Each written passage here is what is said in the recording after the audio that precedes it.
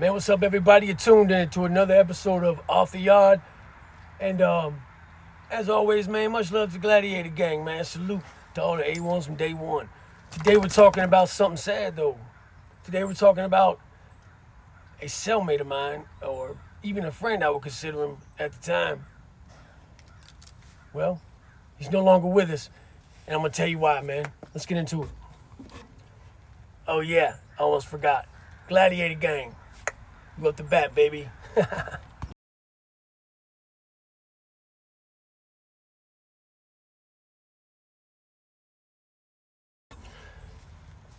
So there's a lot of times when, while you're incarcerated, you're gonna encounter a lot of different people, man. A lot of aspects of life, from the county jail to booking to the tank to court to all the things, right? To eventually get into prison. Now, this is a story about when I was still in the county jail. When you come to the county jail, you could be detoxing, you could be healing from a wound. A lot of guys come in, they have bullet wounds, or they're like dope sick, or all types of different variations of health situations, right? Well, when that occurs, man, we try to kind of look out for each other, man. You know what I'm saying? We are human, and we do have some sense of moral fiber to us most of the time. Now, if you get a cellie, because a lot of these jails are packed in real tight, man. You got 3 guys in one cell. You got one on the top, one on the bottom, and one on the floor. And they're riding what we call a boat.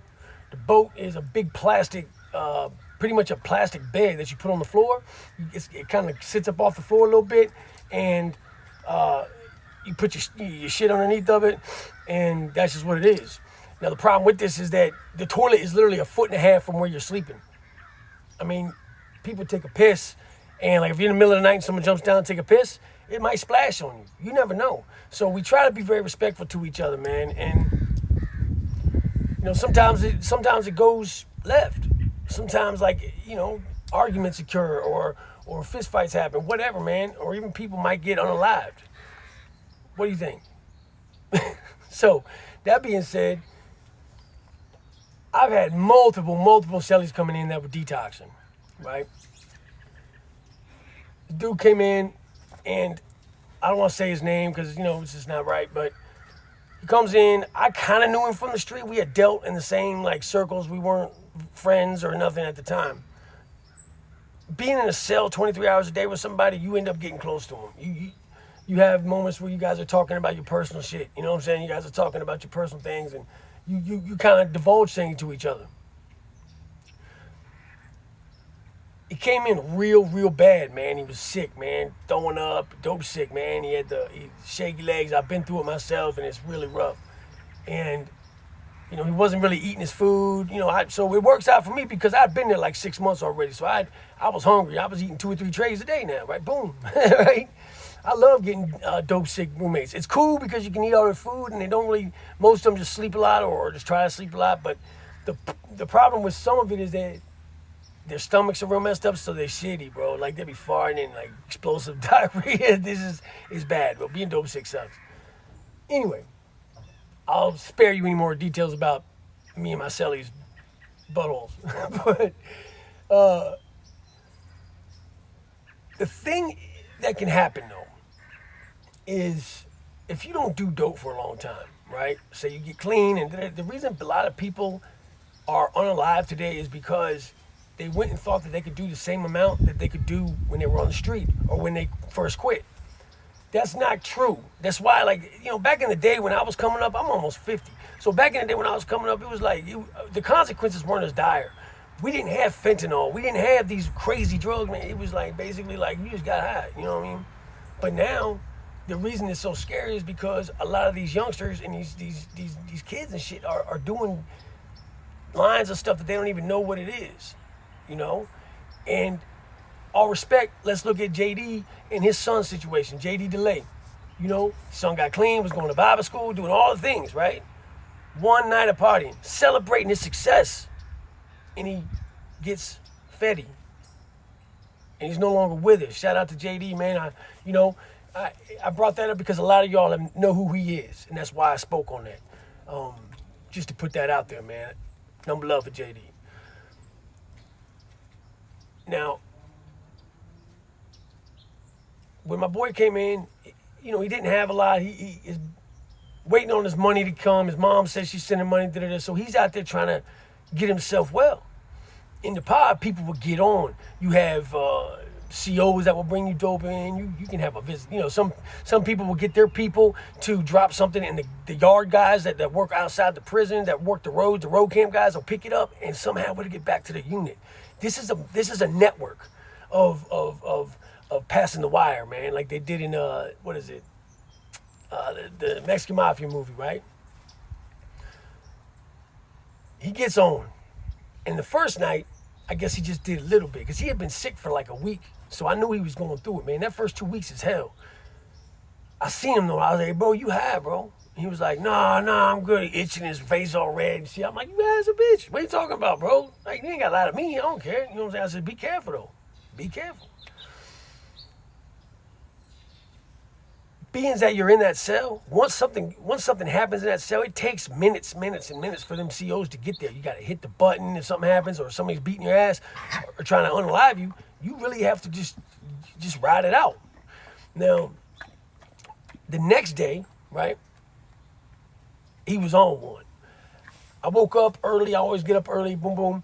And I guess over the night, he had done more. So he's on one hard, man. He's like talking, like nodding off and shit. I'm like, yo, bro, you need to get it together because, like, I don't need the police in my cell, man. I got a blade. I got all the things that I'm a convict supposed to have. And you are going to get me jammed up because you're acting retarded, right? Because if the COs see him nodded off, they're going to come and shake the whole cell down, and then whatever we got is going down with him, right? So about an hour or so goes by after I woke up.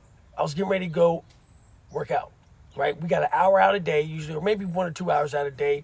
We were on morning rec. You have nighttime rec, morning rec, right? And they split rotation the tiers. We were on the bottom tier. He goes out. He goes completely blue, right? And I'm like, shit. So this is a predicament, a conundrum, if you want.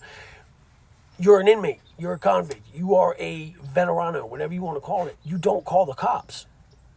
So in your mind, you're thinking, okay, what do I do here? What do I do here in this situation, bro? Right? I try to bring him back, right? I don't have Narcom, right? I don't have anything that's going to help, so I'm trying to splash water on him. I'm doing anything I can think of, right? I'm asking my cellie. He's like, stop, baby. He's like, I don't know what to do, bro. You know, he's a dude. He don't even get out of this guy, right? So, like, I'm like, shit. So I'm trying to like hit his chest. I don't do the mouth to mouth because then it's going to get crazy looking. Of course, I don't want to do mouth to mouth. I don't know him like that. But it comes to, right? I shake him loose, right? He's back. So I'm sitting there on the edge of my bed. I'm on the bottom bunk. I was like, you know, I'm mad. I'm pissed. I'm like, gosh, man, like you are bringing way too much chaos and heat to this cell. And he's kind of like sitting there. He starts crying. He's like, oh, man, you know, man, like, I'm sorry, bro. Like, I ain't mean that. I was like, yeah, I'm sorry I ain't do what you did, bro. And sorry ain't gonna fix nothing that you mess up with this chaotic ass, reckless bullshit, right? Baby, stop. My dog's trying to get inside. We just got back from a walk.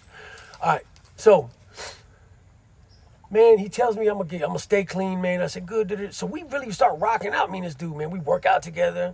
We're talking some chicks on the street. Like, he, you know, we know the same girl. They bring the friends, they come visit. We're bidding together. That's what they call it, bidding, right? And things are going smooth for like a month or two. We're just like, it's normal. He's staying clean. I'm staying clean. Everything's cool, man. And then this new cat comes into the pod and he's on. He sneaks in a bunch of dope, man, like raw dope. And I seen the light go off, man. I seen when he saw what that guy had, I already knew.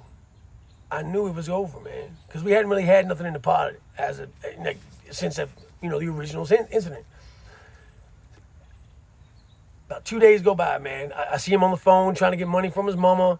Well, eventually he gets a Western Union. Now, in prison or jail or whatever, a lot of times, if you don't have the commissary or you can't afford it with your items, you can have your people Cash App on the street, their people or whatever, and they're kind of like do a thing, or their Western Union or Venmo, whatever the app is. It's the same shit, right? Or they'll even link up on the street and meet each other, and they'll pay for it that way. He got some, I don't even know really how he did it, but he got some money to that guy's people and he got on. And I remember sitting there watching that kid that night.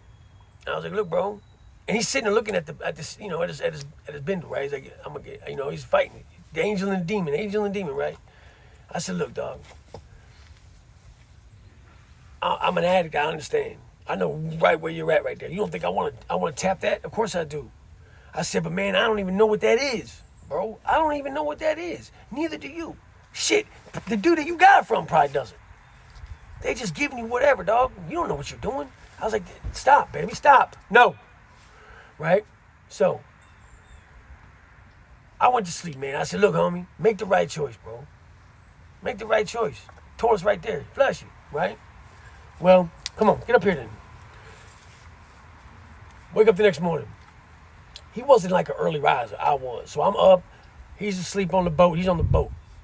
I'm washing my face, brushing my teeth, get myself together for chow. I never like to go out the cell unless I brush my teeth at least, because I don't, you know what I'm saying? You want that hot mouth in the morning, man. Some dudes come out and their breath was like they ate a shit sandwich, right? They got a little Anunnaki alien tap dancing on their tongue, stepping in dog shit. I mean, their mouth is disgusting, right? And we go get our food, boom. He doesn't get up for trays, whatever. It was an egg tray. It wasn't that great. Hard-boiled egg and a dry-ass muffin. Sitting here eating, man. I'm looking over, and like, dude ain't even moving, bro. I look at my celly. I'm like, what's up with Slim? You think he's all right? Right? And he was like, You know, he's just eating. And something told me, man, just to tap him. Just tap him. I said, yo, Sean. And I tapped him, and his body was stiff. It was cold. And, you know, I didn't even want to pull the because he had a sheet over his head, right? A lot of times, the lights stay on 24/7 in jail, so they cover their head up. I didn't want to pull that blanket back. I knew. But I had to pull the blanket back. So I pull his blanket back, and he's laying there, eyes wide open, purple as Barney, and dead.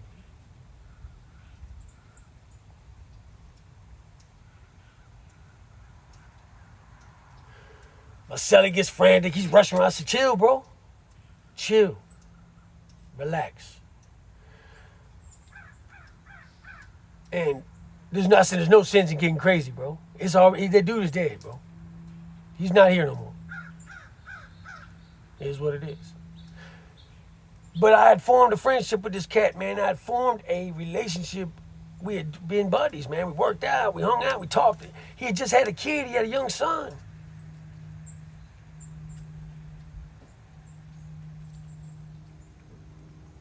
And his life was over.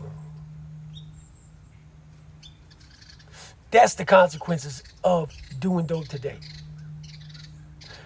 And it's a 50-50 chance every time because you don't know. And sometimes the odds are worse. It's not like back in the day where when you bought some cocaine, it was cocaine. Now it's cocaine, MDMA, all the things. You don't know what you're doing no more.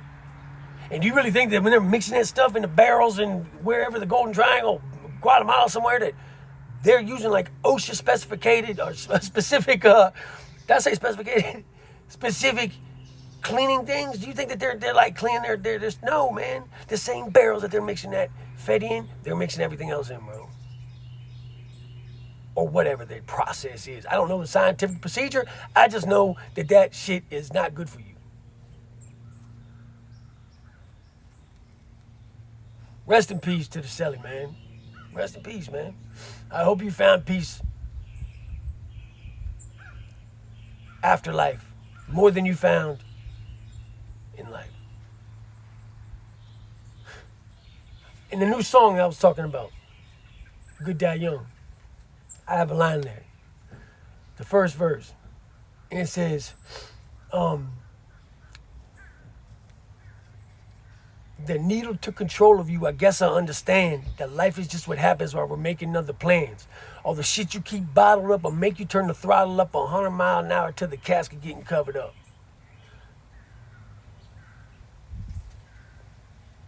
All the shit you keep internally, man, causes you to want to numb or to want to get or to express it in a negative way sometimes. I know I'm an addict. I know. But when you turn that throttle up, man, and you consistently put poison into your body on a day-to-day basis that you don't know exactly what it is, what do you think the final outcome is going to be, man?